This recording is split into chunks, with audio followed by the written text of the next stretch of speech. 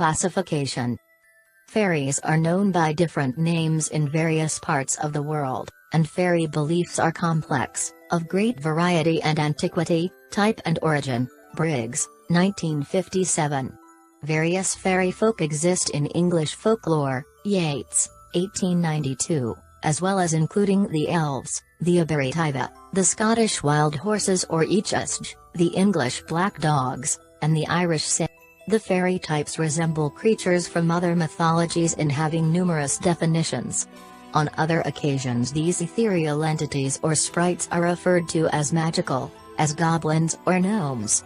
Some fairies are connected to specific places or localities such as the buckas in mines, or the salamander in fire. In classificatory terms, fairies have been separated into two large groups, 1, the fairy race, and 2, the solitary fairies. The fairy race or nation are located in fairyland as a structured society. Included are the Irish side or little people of the hills and the Germanic dwarfs. The solitary fairies were connected to occupations, localities, and even particular households that include the water sprites and undines, the shoemaker leprechauns.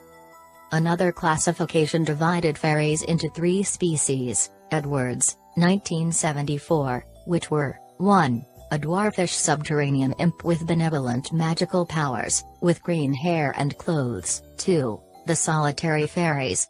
The fairy race or nation are located in fairyland as an organized society. Included are the Irish side or little people of the hills and the Germanic dwarfs. The solitary fairies were connected to occupations, localities, and even particular households, that include the water sprites and undines, the shoemaker leprechauns.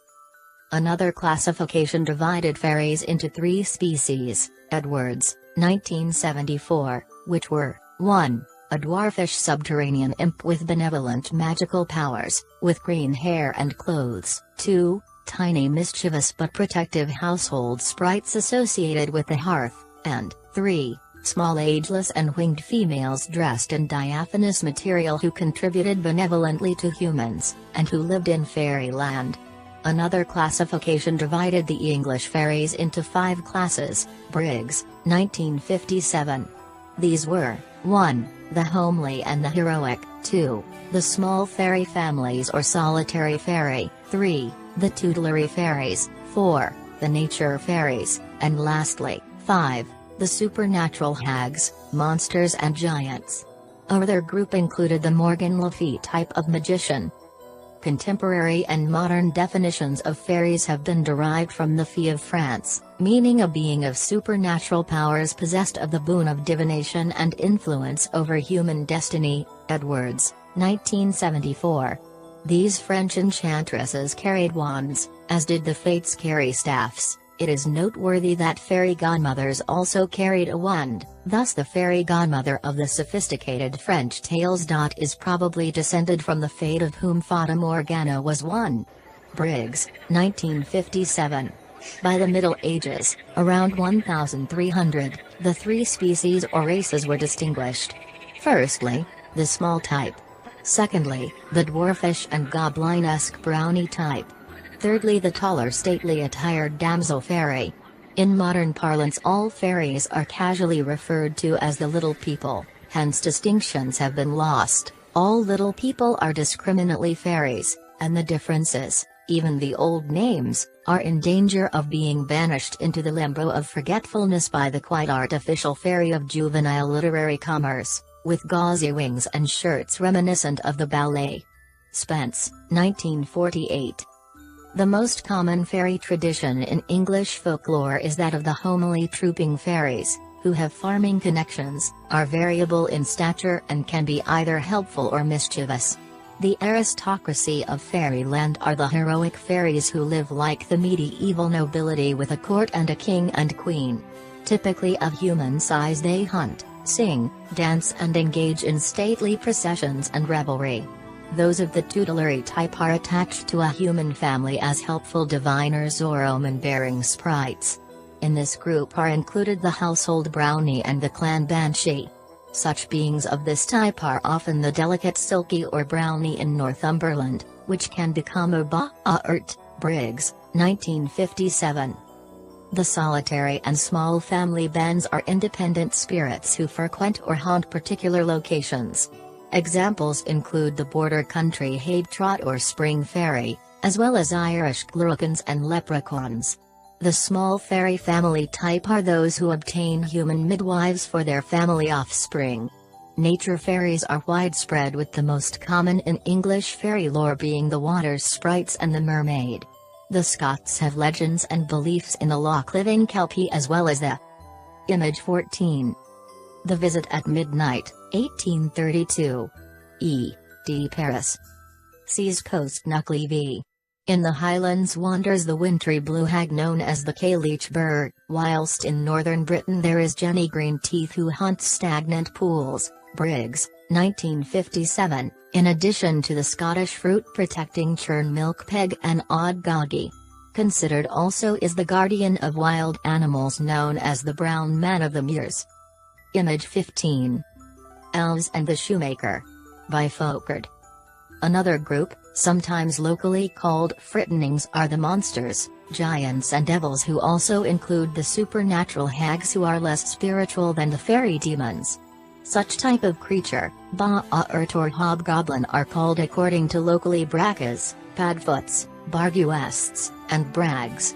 Quite often they adopt the form of an animal, though they do not possess the ability to shape-shift. Image 16. Tuatha Origins. In terms of origin, fairies are a conflation of many strands and elements of folk beliefs, speculations about natural or hidden species, descendants of former subjugated populations, ancestral spirits and ghost, or fairy tales, myths and legends, literary compilations, as well as fallen angels and demonic creatures. In other words, there is in fairy lore no single origin. Image 17. In Fairyland. Richard Doyle. A number of theories have been postulated to explain the origin of fairies. Four main theories account for the origin of the belief.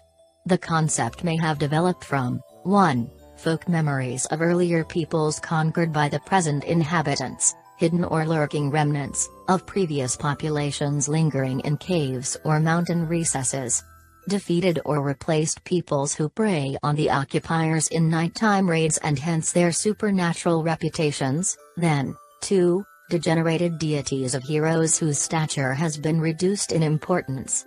The allies of this group are the nature spirits. The 3. Personifications of nature spirits originating in animistic beliefs of archaic peoples. The tree spirits and spiritually endowed inanimate objects. Such entities are anthropomorphized water spirits, undines, dryads, hill spirits, and the Sin of Ireland. An example, Queen Medb, the Queen of Fairyland, and emerized in the Irish epics. In Group 4, are the ancestral spirits of the dead or the dead themselves, who provide a strong and close association between fairies and the devil. Briggs, 1957. In the sense that fairies live below ground in tumuli and barrows as revenants, making fairyland a realm of the dead. This explains the popular allusions to the link between devilish traits of horns, cloven hoofs and shaggy hides, and images of nature spirits and folk gods. The association between demons and fairies may also originate with the Peris or Pieris of Persia, whose not-so-wholesome activities were belied by their enchanting appearance. Hence early beliefs in malevolent female demons. Employed by the ruler of darkness to bring disaster to mankind, send comets and eclipses, prevent rain, cause failure of crops and spread famine and disease. Edwards, 1974. The tradition of fairy superstition has no single origin, a number of causes being credited with casualty, that include trance, dream states and psychic experiences. The persistence of the belief in fairies has been traced to animistic beliefs modified and altered in different ways by traditions about other races, by beliefs in ghosts, and in the debris of older myths and religions. McCulloch, 1912. In England there survives little belief, with the remnants consisting of mythological tales, heroic legends, fairy tales and ancestral echoes. Sayce, 1934. The existences accredited to fairies are contradictory. Some ascribe their living underwater, others to a subterranean existence, or in sacred groves. Wherever they occur, fairies are mythical beings, the creations of fancy utilizing existing beliefs, traditions, customs and experiences. McCulloch, 1911. Image 18. The Quarrel of Titania and Oberon, 1898. N. Patton. There is an ancient and universal belief in the existence of an underworld principle. However, opinions as to its origin differ. Various explanations exist in folklore to explain fairies as the residue of doomed and rebellious angels. There is the fantastic association of fairies with cave-dwelling spirits, and that fairy lore may therefore contain remnants of old mythologies. Sayce, 1934. The idea of the doomed insurrectionary angel is found in Celtic belief. Sykes, 1880, Keatley, 1900, Wentz, 1911. In Irish mythological tales, fairies are referred to as the Tuatha De Danann. Their origin is assumed to be derived from ancient goddesses, priestesses, nature spirits, nymphs, druidesses, the Fates. McCulloch, 1911, making the fairies and the Tuatha the descendants of primordial gods and goddesses. Image 19. The Visit at Midnight, 1832. E. D. Paris. The idea that fairies are the result of a degradation process from ancient deities is not uncommon. Sayce, 1934.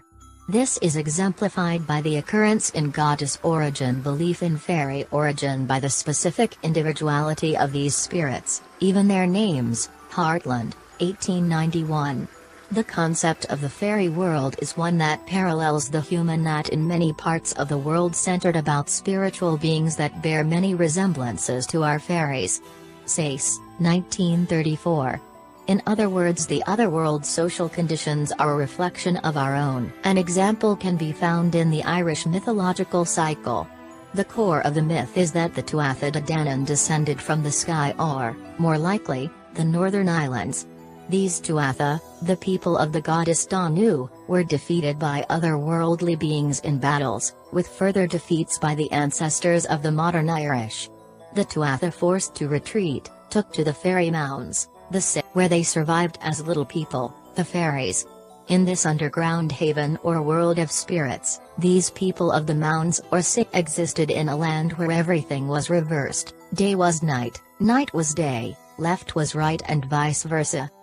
Fairies, as supernatural creatures, were assumed to live in habitations underground, within the pleasant hills, called Sai or Sith by the early Irish. The divine Sai called the Dinashi means people of the fairy mansions. Joyce, 1871. Knowledge of these fairies known as the Tuatha De Danann is very scant, as are their chiefs called the Dagda and Bovderg. The term originally applied to a fairy fort, mound or palace was Sai, and which over time came to mean a hill. During the passage of that time, the word Sai came to be applied to the fairies themselves, fairy being Sihiog pronounced Shioj. In the folklore of southern and eastern England, fairies became known as fairies, farriers, farishers, or as pharises and even Pharisees. The word originated from the Fair Sihian or Fair Sheen of Irish Gaelic. This shows a connection with the Sih of the Celts. Edwards, 1974. In Ireland, the Daeansih were not necessarily diminutive. In the Scandinavian Edda, the Light Elves lived in the realm of Alfheim, who were separate from the subterranean Dark Elves or Dakalfar, who in turn were divided from the Dwarf Dvergr. One fairy type, which was derived from, or even part of the household or ancestral spirits, was the brownie or house fairy. Brownies, in common with leprechauns, did not live in communities but often separate from the trooping bands, who were the Cid in Celtic tales. The heroic fairies dwelt in splendor and luxury with names like the Fair Folk, the Still Folk with a king and queen, McCulloch, 1912, and whose names included Ain, Fianber, and Oibin. In Old English, fairy farm or fairy hall was from the word meaning enclosure, in other words heg for fig or pigsty. In English folklore, the term fger meant fair and eager or eye, thus an allusion to beautiful eyes. Image 20. Under the Dock Leaves. R. Doyle. Individual fairy names included Myala, Gliadna, Gwayan, Huldra, Oberon or Alberon, McCulloch, 1912. The Welsh fairies were known as the Fair Family or Tylwyth who were smaller in size than humans. The image of these diminutive creatures was the beautiful appearance, golden hairs, benevolence and white apparel. This contrasts with the industrial and metalsmith dwarfs called in Europe the Nanes, Chloricons, Zvorj, Drozdberger, and the Bergmantine. Such etymology during the medieval period existed beside the fact that most Englishmen could not even read English and Latin was worse than Double Dutch. All learning was a mystery to them. Edwards, 1974. Earlier divinities and population.